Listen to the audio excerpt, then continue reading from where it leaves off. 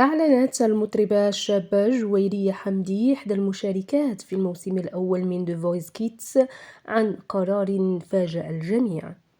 وقالت نجمة The Voice جويرية حمدي خلال مقطع فيديو لها نشرته على حسابها الشخصي فيسبوك أنها اتخذت هذا القرار منذ فترة طويلة وأخذ معها مدة كبيرة من التفكير والتردد تصل إلى 6 أشهر قبل أن تقتنع وتتخذ قرار ارتداء الحجاب.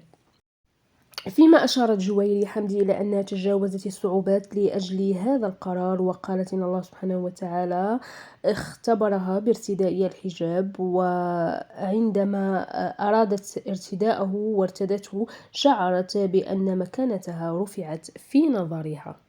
هو أعلم بخلقه سبحان الله. لو الحجاب ما كانش فرض مفيش بنت هتعوز تطلع أو تخرج من بره بيتها وهي مغطية نفسها وعلى راسها الحجاب ومغطية جسمها. اعتبرني أنا كبنت في أكتر حاجة صعبة بالنسبة لي، في إيدي اللي بتوجعني بالظبط. إحنا كمصريين بنقول كده، وهي إن أنا بحب أظهر جمالي. دي فينا إحنا كبنات، ده مش عيب، مش حاجة غلط فينا، دي حاجة فينا إحنا كبني آدمين كبنات بالذات.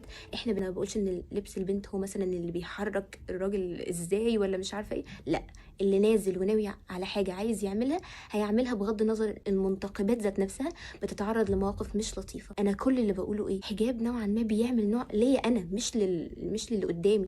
انا مش مكشوفه، مش حاسه اني مكشوفه، انا حاسه اني محميه في حاجه، مش فاتحاها على البحري مثلا. لا، الحجاب ومش فاهمه فكرته. طبعا احنا كمسلمين بنعمل فروض ربنا ومسلمين بيها، لازم تبقي فاهمه برضو ان ربنا سبحانه وتعالى مش بيعمل حاجه الا وليها خير على العبد ذات نفسه. في نواهي واوامر كتير، وكل حاجه سبحان الله بيكون وراها مغزى وبيكون وراها معنى، بغض النظر عننا لازم نسلم بامور ربنا سبحانه وتعالى وبأوامره علينا. ازيك تبقي فاهمه ان الحجاب ده لا شيء غير انه بجد حاجه هتفيدك انت في حياتك. انت مش هتبقي مثاليه لما تلبسي الحجاب. ربنا مانع الكذب، وانت ممكن يجي عليكي اوقات ممكن تكذبي. غيبه والنميمه حرام، اوقات كتير بنضعف، ممكن نغتاب وممكن ننم. حاجات كتير قوي، اوامر ونواهي كتير، اللي هو مش الحجاب اللي هيخليني مثاليه، بس هو فعلا حاجه هتفيدك في حياتك. ربنا يا رب يهدي البنات كلها وينعم عليهم بالنعمه الجميله دي. وما تستعجليش، خدي راحتك كده وتأني في الفكر كده وفكري بالراحه. فكري في الفايده اللي راجعه عليكي لما تلبسي الجمال ده.